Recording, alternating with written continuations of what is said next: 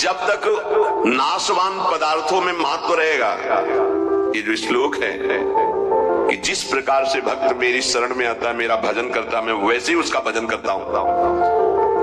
नाशवान पदार्थों का महत्व देने से हमारा मन अपवित्र हो जाता है। नाशवान पदार्थों के भोगने से हमारी इंद्रियां और तन अपवित्र हो जाता है, हमारे कर्म अपवित्र हो जाते हैं, तो जन्म निश्चित हो गया अगला। और जब हम भगवान की शरण में आते हैं, भगवत नाम जप करते हैं, भगवत शरणागत होते हैं, भगवत भक्तों का संग करते हैं, तो सारी मलिनता नष्ट हो जाती है, तन की, मन की, स्वभाव की, सब मलिनता नष्ट हो जाती है। इस बात को समझिए।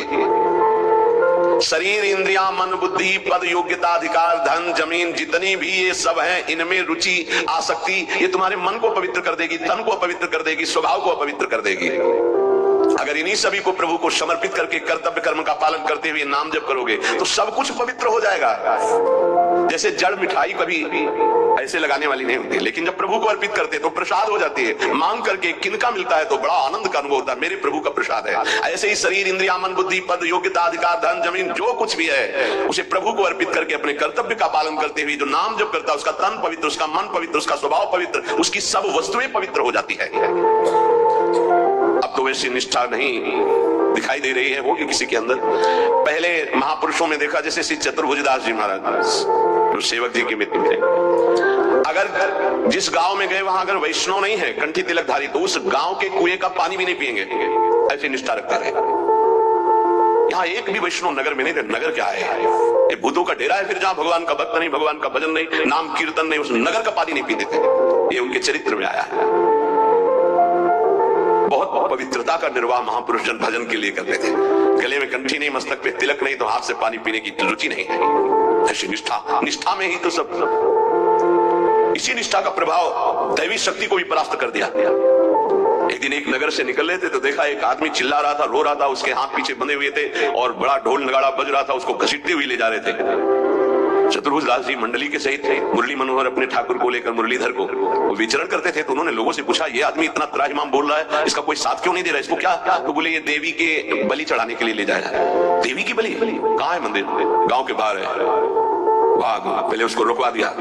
इतना भजन का तेज था, रुकवा दिया और दरवाजे पे गए और कहा कि तुम माँ हो? कैसी माँ हो जो तुम अपने बच्चों की हत्या करवाकर मुस्कुराना सीखती हो? तुम माँ हो, इसका मतलब है तुम्हारे अंदर ममत्व नष्ट हो चुका है। चाहे कोई भी सृष्टि का जीव हो, वो तुम्हारा बेटा होता है। वो पुत्रो जायते क्वचित् कुमातान भवति। ये कैसा न्याय आपका कि आपके सामने आपके बेटे को बंदी बनाकर बलि दिया जा रहा है? आप प्रसन्न मुद्रा में हो। वहां के पुजारी ने कहा, आप अंदर नहीं घुस सकते। बोले, ये अंदर नहीं रह सकते। ठाकुर जी को साथ लेके तो देवी जी बाहर निकल आए। ठाकुर जी को सिंहासन पे विराजमान किया। उनके भागवती को वैष्णव तेज भजन के प्रताप से लिखा हुआ है भक्तमाल जी में भी, जहां भी उनका चरित्र चतुर्भुजदास जी का, ऐसे हरिव्यास देवाचार्य जी। तो देवी जी ने कहा, क्या आदेश है हमारे लिए?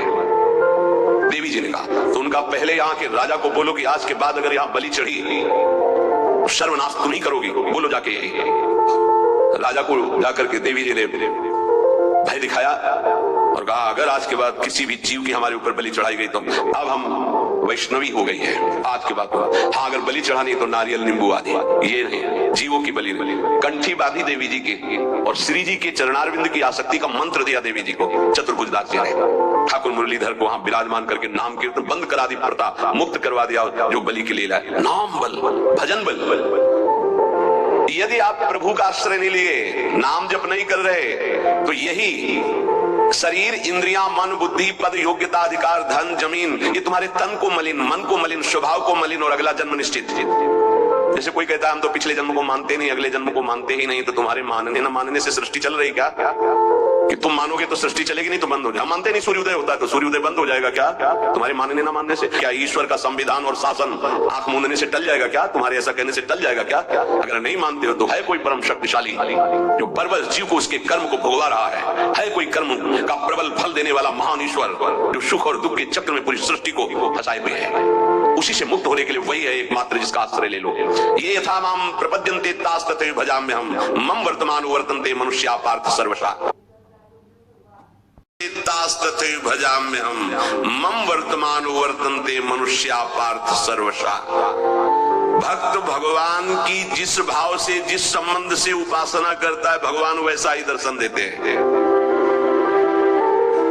देख लो, जब जहां जैसा भक्तों ने भाव किया भगवान वैसी ही लीला की। ऐश्वर्य भाव रखोगे तो ऐश्वर्य दिखाई देंगे, माधुर्य भाव रखोगे तो माधुर्य दिखाई देंगे। भगवान उसी प्रकार से भक्त के अनुभव में आते हैं जो जैसा भगवान के प्रति भाव रखता है। कोई भक्त भगवान को अपना गुरु मानता है तो भगवान श्रेष्ठ गुरु रूप में आ जाते हैं।